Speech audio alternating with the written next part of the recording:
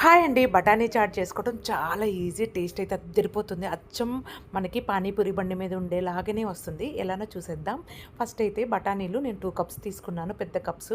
అవి over night నానపెట్టుకొని తర్వాత రోజు కుక్కర్లో ఒక 1 లీటర్ వాటర్ వేసుకొని బాగా కుక్ చేసుకోవాలి. చాలా మెత్తగా, అప్పుడే బాగుంటుంది.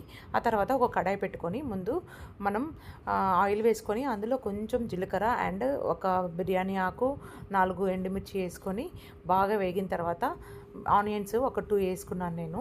2 టమోటాలు కూడా వేసుకొని బాగా మగ్గాలి. కొంచెం అల్లం వెల్లుల్లి పేస్ట్, ఉప్పు, కారం, ధనియాల పొడి, వేయించిన జీలకర్ర పొడి ఇవన్నీ వేసుకోవాలి. Chaat masala main important. Taste అద్భుతంగా ఉంటుంది, పుల్ల పుల్లగా. ఇంకా అంతే అండి. బఠానీలు వేసుకొని బాగా ఉడికించుకోవాలి మనం. ఇంకా అందులో ఒక 1/2 లీటర్ వాటర్ కూడా వేసుకున్నామంటే మరీ థిక్గా లేకుండా ఉంటుంది. ఇంకంతే, గార్నిష్ చేసుకోవటమే. మనకంతే.